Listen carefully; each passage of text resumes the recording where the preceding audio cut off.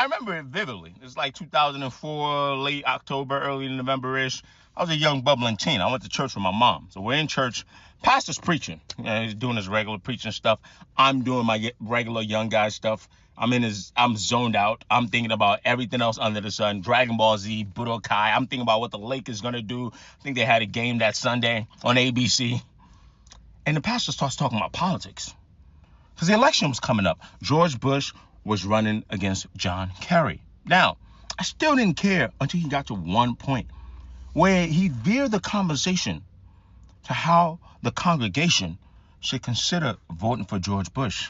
His reason, you might ask, said because George Bush was against gay marriage. He would protect the sanctity of marriage. I said, oh, I don't think you can say that.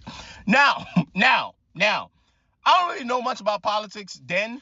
I didn't know much about politics then as much as I know now, but it just wasn't clicking. I live in New Jersey. It's a pretty blue state. I didn't know that at the time, but I was like, we don't do this here. We don't, I don't hear the adults arguing about gay marriage. And if you're wondering, this wasn't an African church. This is a regular, pastor's last name was actually Hispanic.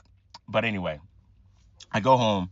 I make sure nobody's using a phone so I can get on the DSL. I think I got on Ask Jeeves or some Yahoo. So I'm doing my Googles. And what's funny about this is that the pastor low-key wasn't even really right. His conflict was, now that I know everything I know now, and I think the conflict, I should say, with his point was that George Bush at the time, he did things like he would advocate for like civil unions, but at the same time to appease like people like Dick Cheney and his base and stuff like that, he would ask Congress to pass an amendment to protect the sanctity of marriage between a man and a woman. He did things like that. So domestically, people knew George Bush for not being a hardline conservative on certain things. I mean, he still was conservative, but for that time. Now, if you look at him now, you're like, oh, this guy was so staunch. But for that time, foreign policy was a disaster. And at the time, we were at war. So I'm thinking to myself, I'm looking up everything I can look about George Bush up. I remember the election where I'm looking, I'm like, why are you advocating for that from the pulpit? And then I Google it even more, or I should say Yahoo it even more.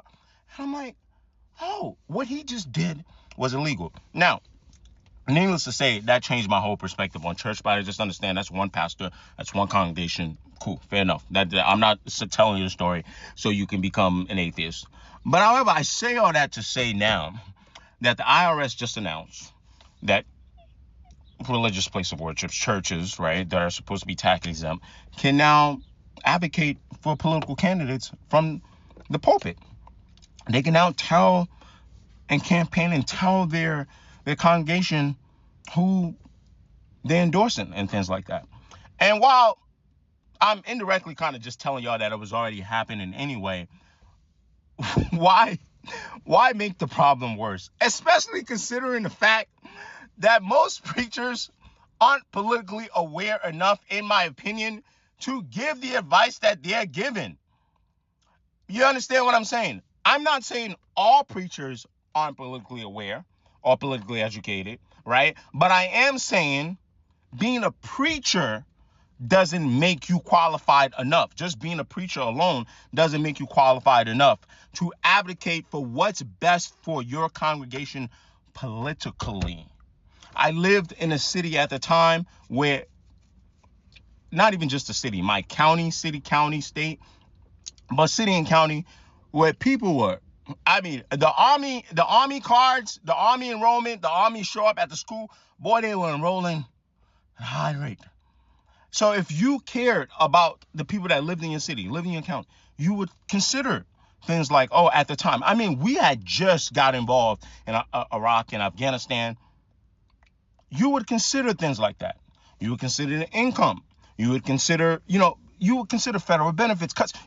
But instead, his one line, his one train of thought was about gay marriage. And again, like I said, George Bush, his thing about gay marriage wasn't advocating for civil unions, but on the back end, asking Congress protect the sanctity of marriage between a man and woman. So he wasn't even the candidate. But as long as he sounded he sounded closer to what the preacher wanted than John Kerry, he was willing to give an endorsement to George Bush on that single issue.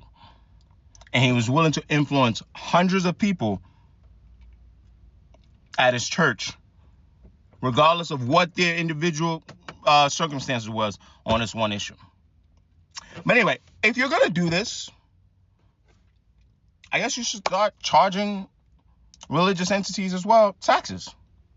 It's a fair exchange. If we're not going to separate church and state, let's just do that. Okay, thank you for coming to my TED Talk.